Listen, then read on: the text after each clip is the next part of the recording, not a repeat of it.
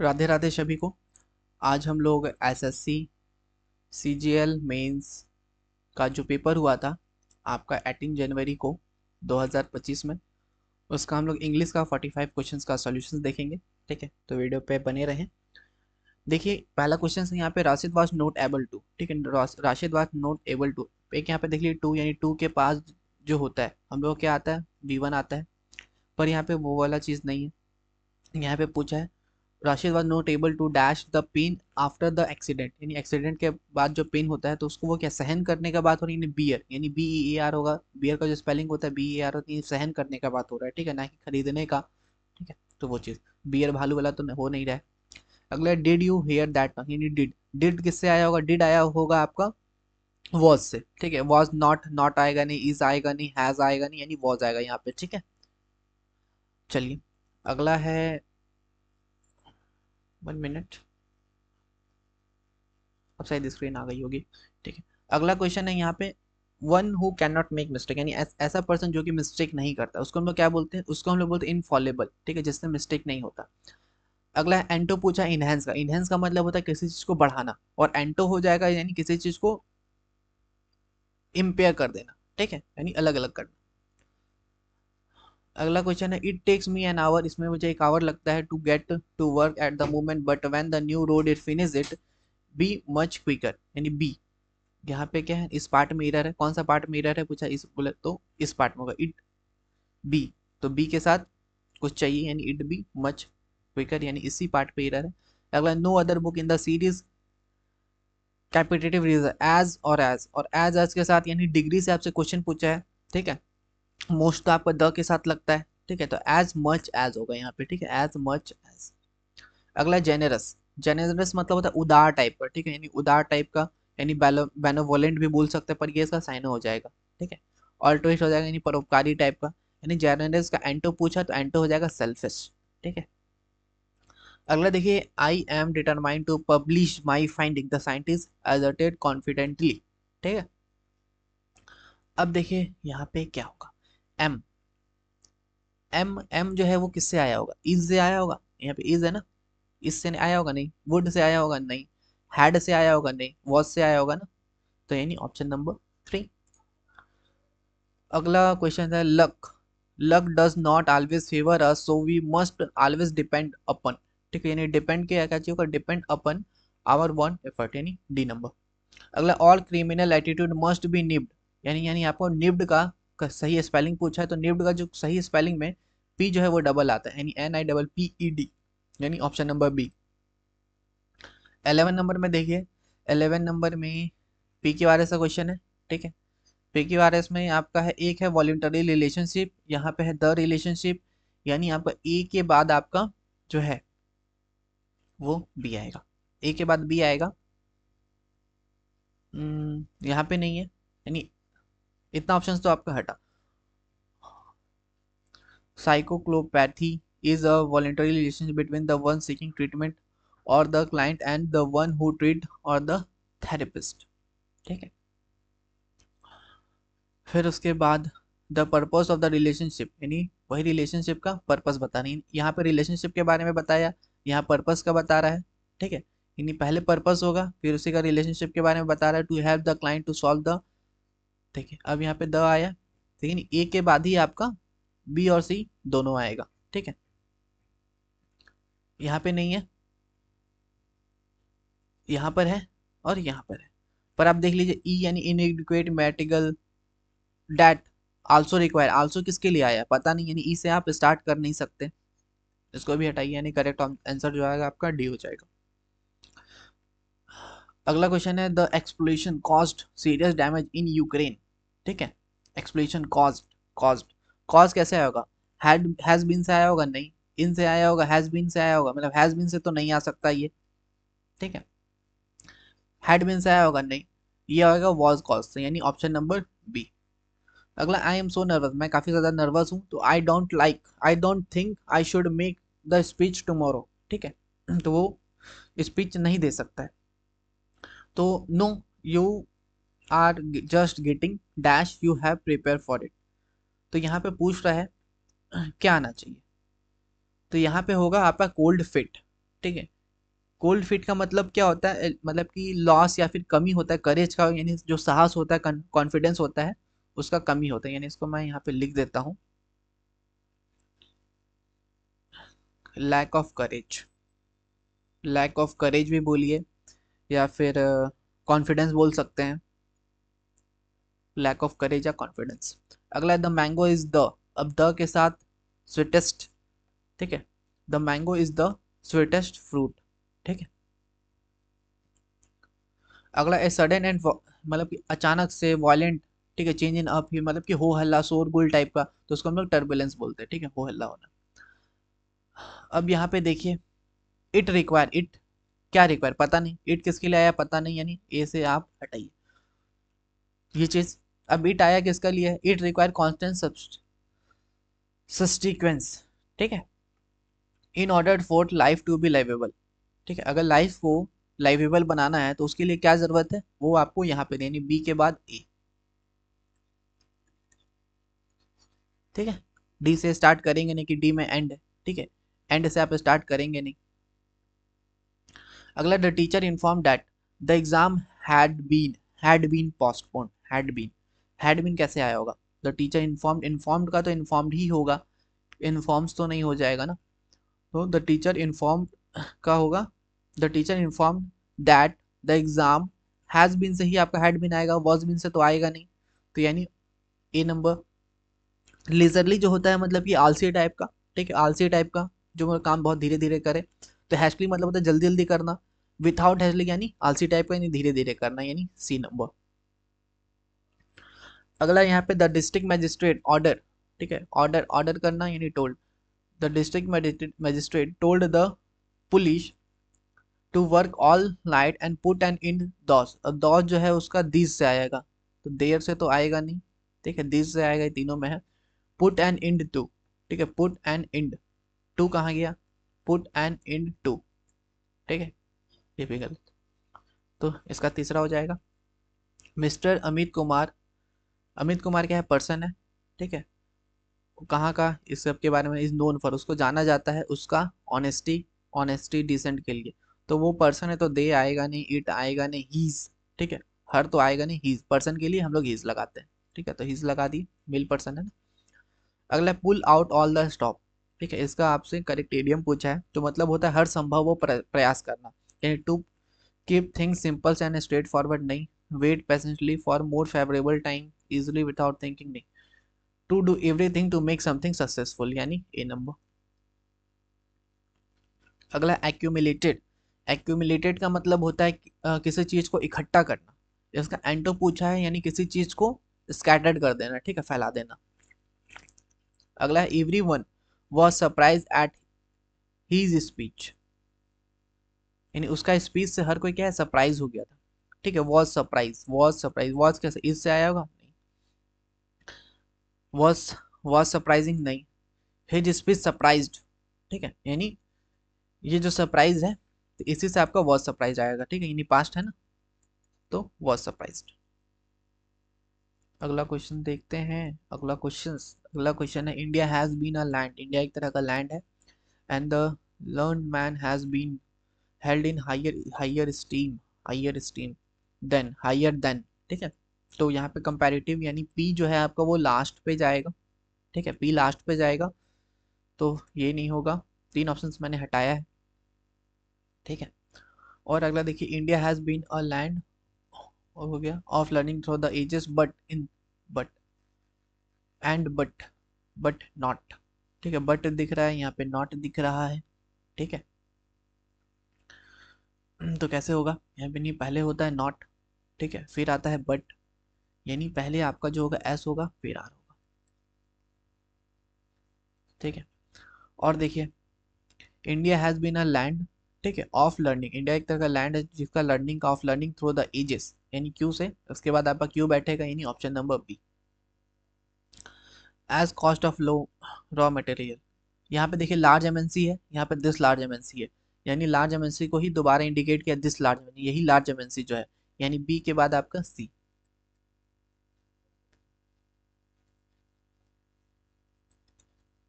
आगे आंसर, ठीक है।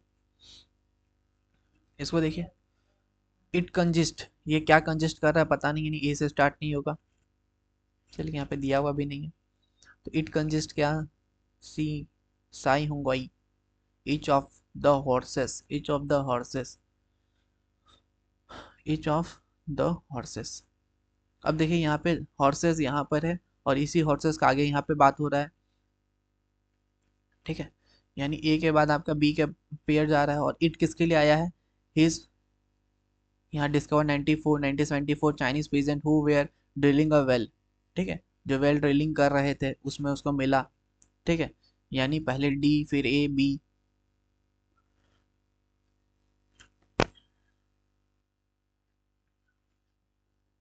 ए बी का तो एक पेयर जा रहा है, ठीक है, पहले ए बी का एक पेयर देख लेते हैं। ए बी का पेयर से तो आपका बचा, ठीक है।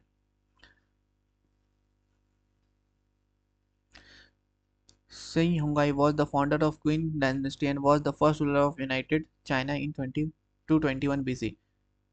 अच्छा, सॉरी, यहाँ पे ये सब चीज़ के बारे में बताया कि ये कौन सा डायनेस्टी है, वो कहाँ का रूलर थे, और वहीं पे आगे बात हो रहा है इट कंजिस्ट, वहाँ पे टेराकोटा आर्मी है, ठीक है, ये इसी जगह पे टेराकोटा आर्मी मिला है, ठीक है, ऑफ अप्रोक्सीमेटली 8000 लाइफ साइज, ठीक है, यानी सी के बाद, यानी C A B D,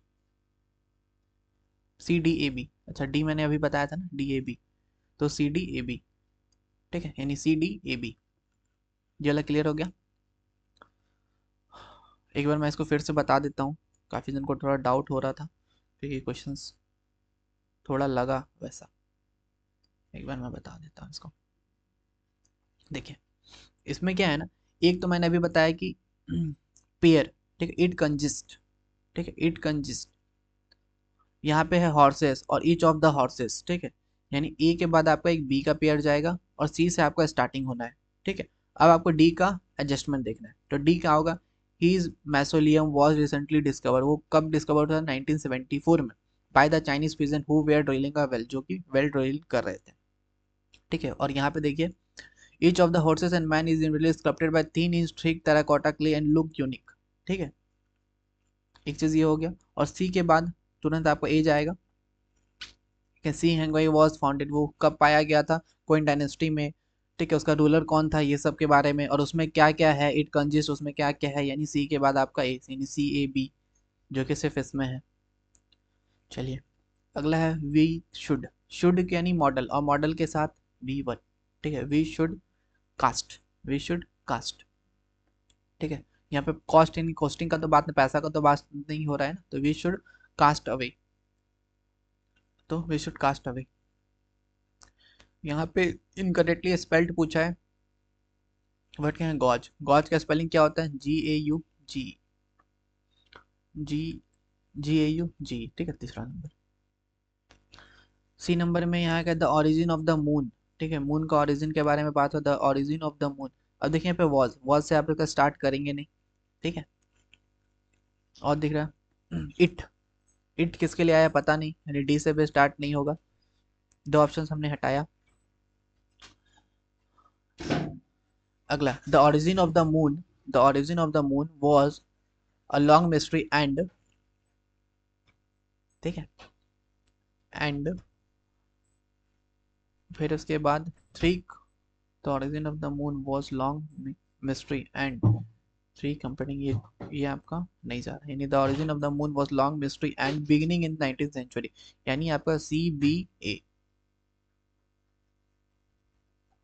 C B ए, यहाँ पर सी बी ए डी, ठीक है। अब देखिए ये क्लोज टेस्ट है, इसको एक बार पढ़ लीजिए, ठीक है, वीडियो को रोक के, बाकी मैं बताता हूँ इसको करने का तरीका क्या होना चाहिए, जैसे मैं जो क्लास में करवाता हूँ। पहले देख लीजिए यहाँ पे टेंस कौन सा है, टेंस यहाँ पे प्रेजेंट है, अब जब टेंस यहाँ पे प्रेजेंट है तो विल पोस्टिंग आएगा नहीं, पास्ट आएगा नहीं, विल पोज आएगा नहीं, यानी पोजेस हो जाएगा।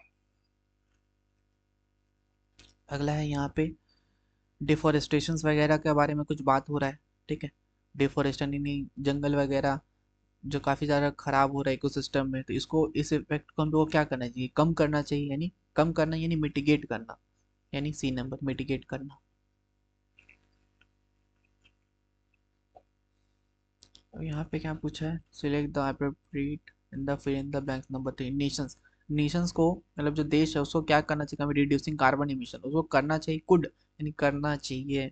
इसमें मतलब कि हम लोग जो है ना थोड़ा प्रेशर देंगे नहीं, इसको जरूर से जरूर करना चाहिए।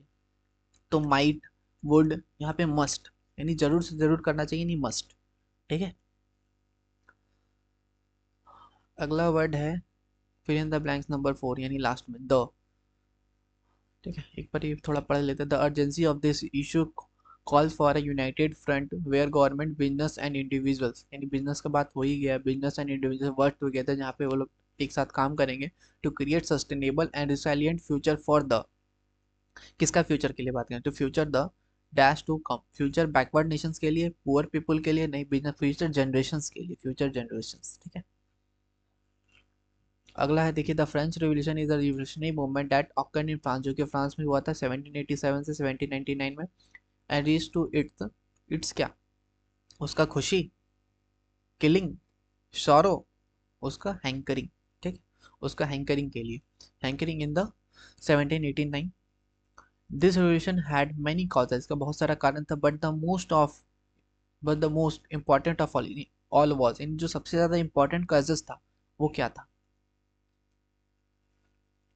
अच्छा यहाँ पे तो कैलियन कॉल, कैलियन कॉल का क्या मतलब है, इसका मतलब होता है स्ट्रॉन्ग एक्सप्रेशन डिमांड। ठीक है, ठीक है, अगर आपको ये मतलब पता होगा तो वो डायरेक्ट आप कर सकते हैं कि इसका मतलब जो होता है कैलियन कॉल का मतलब होता है strong express demand.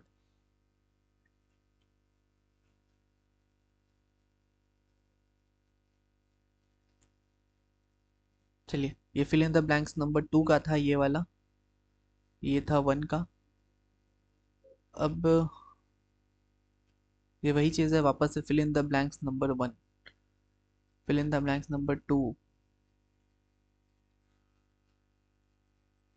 Fill in the blanks 4 हो गया, 1 हो गया। अच्छा ये दूसरा है ना, काफ़ी कंफ्यूजन हो जाता है। ठीक है, चलिए देखते हैं।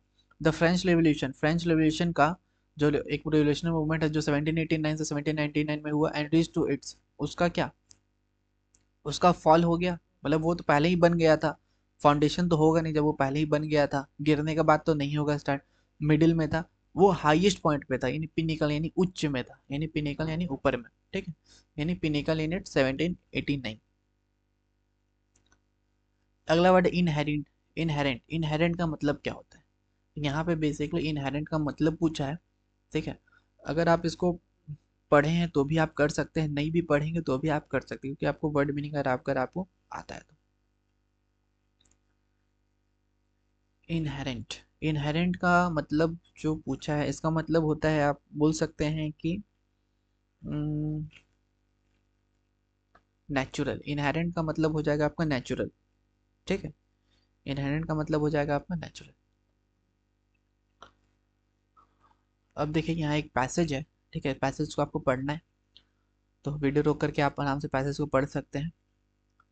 बाकी अगर आपको बायो थोड़ा मोड़ा आते हैं तो आप बिना पढ़े भी आंसर दे सकते हैं कि according to the passage which is the main pigment in algae for photosynthesis, algae में मेन पिगमेंट क्या होता है फोटोसिंथेसिस के लिए, उसको बोलते हैं क्लोरोफिल। ठीक है, और क्लोरोफिल जो है वो प्लांट का कलर में भी देने में काम आता है।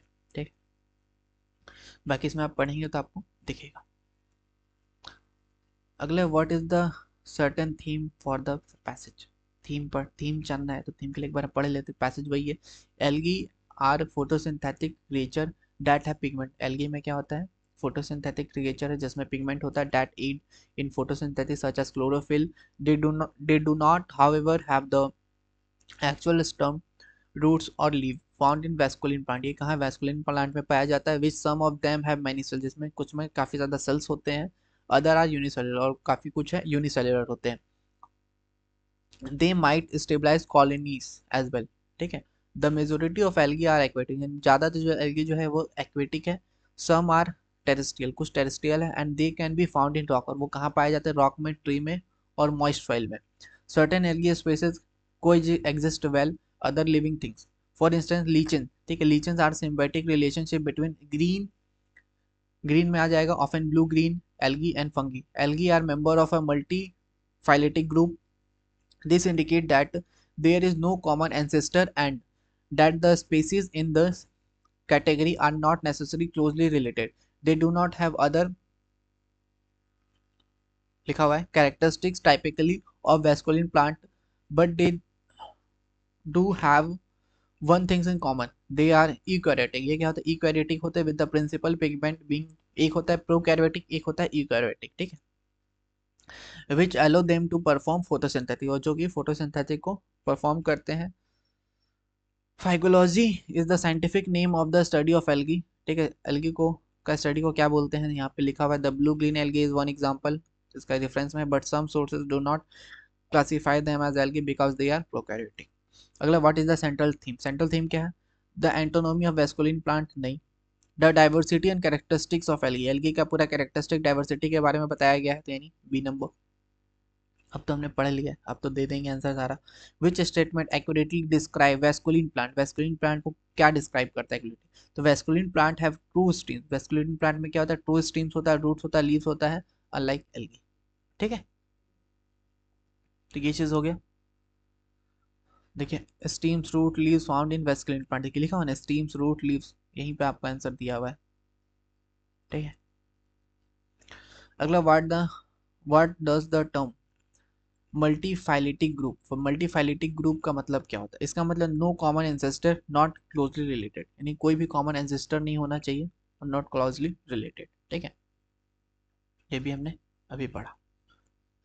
देखिए it indicate that no common ancestor, देखिए यहाँ पे लिखा हुआ it can no common ancestor, ठीक है, यहाँ पे लिखा हुआ है। अब देखिए, अब इसको भी पढ़ना है, सुभाष चंद्र बोस के बारे में। इसको भी आप वीडियो रोक करके आराम से इसको पढ़ सकते हैं।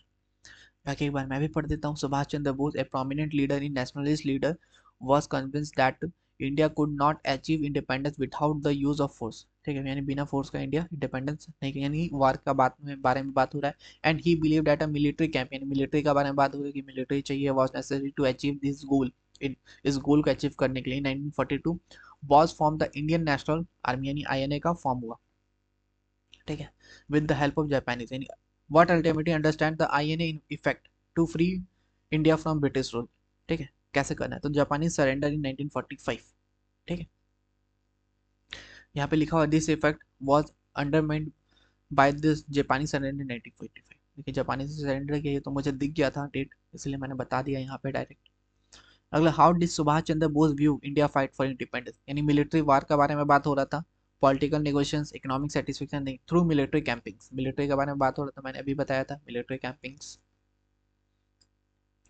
अगला है what was the primary reason for Japanese to support Subhash Chandra Bose, Subhash Chandra Bose को सपोर्ट करने का जो प्राइमरी रीजन क्या था, ठीक है, तो उसके लिए फिर आगे पढ़ना पड़ेगा, ठीक है।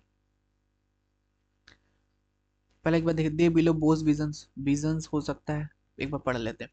Bose travel to Japan, Bose ने ट्रैवल किया जापान में 1941 टू सीक देयर सपोर्ट, ठीक है, to seek their support in the struggle against the British rule in India. जो Japanese were interested in having Bose help in their one effect to expand their influence in southern Asia, देखिए वो क्या चाहते थे, लिखा हुआ they wanted to expand their influence in the southern Asia, ठीक है, तो यानी ऑप्शन नंबर बी। काफी बड़ा है। अच्छा, लास्ट क्वेश्चन है ये, what was the significance of bone slogan जय हिंद, जय हिंद का स्लोगन का सिग्निफिकेंस क्या है? देखिए स्लोगन यहाँ पे जय Hind, the INA was formed in Singapore in 1794 with the slogan जय हिंद, स्लोगन जय हिंद यानी विक्ट्री टू इंडिया, ठीक है, it symbolise the struggle against the British colonial, ठीक है, यानी स्ट्रगल का ही बारे में बात हो रहा है ब्रिटिश कॉलोनी के लिए। तो ये था 45 क्वेश्चंस। आई होप आपको वीडियो में मजा आया होगा। अब मिलते हैं नेक्स्ट वीडियो में नेक्स्ट 45 क्वेश्चंस के साथ 20 जनवरी का शिफ्ट के साथ। तो तब तक के लिए bye bye and take care.